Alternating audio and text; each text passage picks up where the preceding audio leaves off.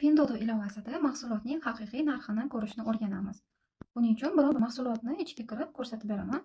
Masalan, mana shu oyoq kiyimni ustiga bosib kiramiz. Undan oldin yuqorida narxi ko'rsatilgan 3 yuan. Demak, siz buni shunchaki 3 yuan deb o'ylashingiz mumkin. Ichiga kirganingizdan so'ng e'tibor bering, mana shu yerdagi qizil knopkani bosishingiz kerak. Qachonki siz mahsulotni razmerini va rangini belgilaganingizdan so'ng uning haqiqiy narxi ko'rinadi. Albatta ustiga bosib, so'ng razmerini belgilab ko'ring, shundagina uning haqiqiy narxi ko'rinadi. Mana o'zgardi narxi, e'tibor bergan bo'lsangiz, undan oldin 3 yuan edi, hozir 598 yuanga o'zgardi. Endi so'rashingiz mumkin, 3 yuan nimani narxi? Bu yerda 3 yuan bu sumkani narxi. Ya'ni bu ham bitta mana ustiga bossangiz, mana sumkani narxi 3 yuan. Qachonki mijozingizga mahsulot narxini aytishdan oldin yoki bo'lmasa o'zingiz ham mahsulot narxini bilishdan oldin ustiga bosib ko'ring, razmerini, rangini tanlab ko'ring va o'sha mahsulotni ustiga bosing. Shundagina uni haqiqiy narxi chiqadi. Bu yerda 3 yuan demak sumkani narxi.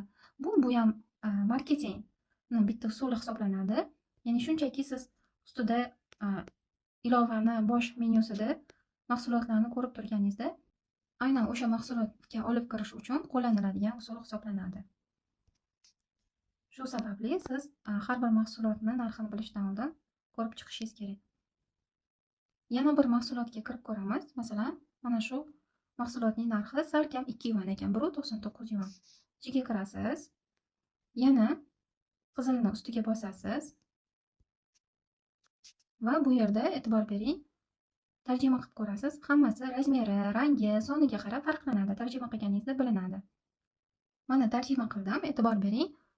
Och pushti ranglisi hamda bitta tasodifiy xohlagan bitta stikerni qo'shib yuborar ekan, ustiga yopishtirish uchun ana shuni narxi 4.8 yuan. Endi pastroqda 555 yuanliklarni ko'rib chiqamiz. Och pushtisi bitta tasodifiy stiker qo'shib yuboraman deyapti va bir rulonli, ikkita rulonli axlat qoplarini ham qo'shib beraman deyapti. Ana shu naborning narxi 555 yuan. Shunaqa qilib, qachonki o'zingizga kerakli mahsulotni demak belgilab, ustiga bosib tarjima qilib ko'rasiz, o'shandagina haqiqiy narxi chiqadi.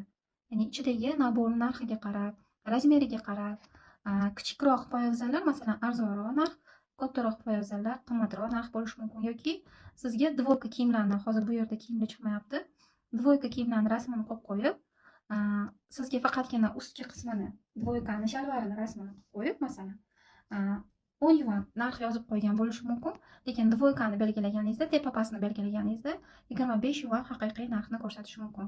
Shu sababli albatta mahsulotni razmerini va rangini belgilang, shundagina haqiqiy narxi kelib chiqadi.